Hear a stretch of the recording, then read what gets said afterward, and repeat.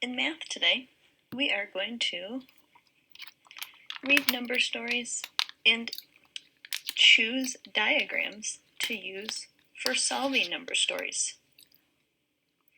Recently, we have had the chance to be introduced to a few different diagrams to help us organize information from a number story and to help us solve a problem. We have seen parts and total, change or change to more,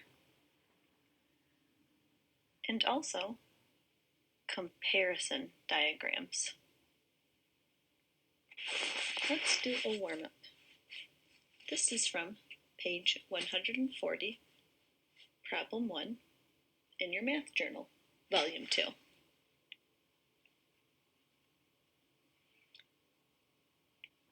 I'll read the directions up top first. Do the following for each number story. Write a number model. Use question mark to show what you need to find. To help, you may draw a, once again, parts and total diagram, change diagram, comparison diagram. Once again, a diagram helps us organize our information.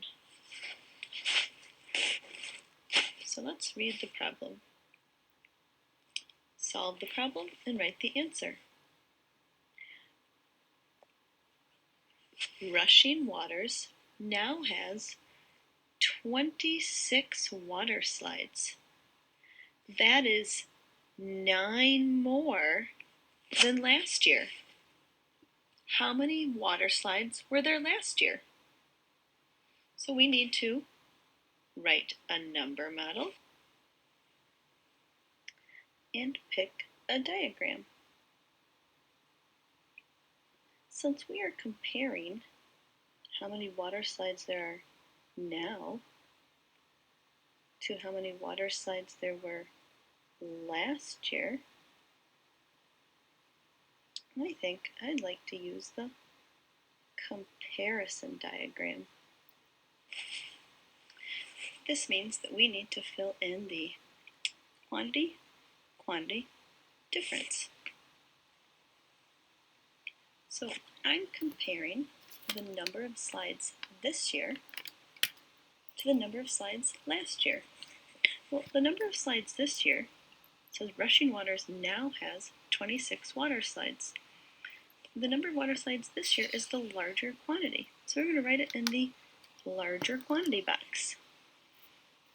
And we're comparing it to the number of slides last year, which is the smaller quantity. I know that there are more slides this year, and it's a difference of 9. I want to find the smaller quantity. So I have quantity 26, quantity question mark, difference of 9. Here's my number model. 26 minus 9, that's the difference, equals question mark.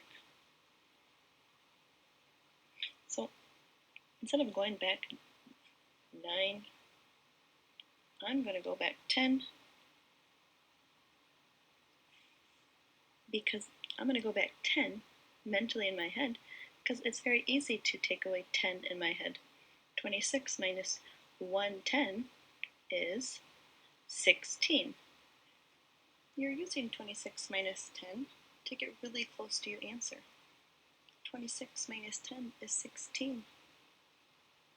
But we're not taking away 10, we're taking away 9. So 26 minus 10 is 16. So 26 minus 9 equals 17. Because we weren't quite taking away 10. So our answer was going to be one more than 16. It was going to be 17. Any of these 3 diagrams would work to to organize your information. You might think about a number story in different ways. And you're going to want to choose a diagram that matches your thinking. You might hear a number story, and you might think about how it changed. Or you might think about comparing numbers, or you might think about it from all the parts and the total.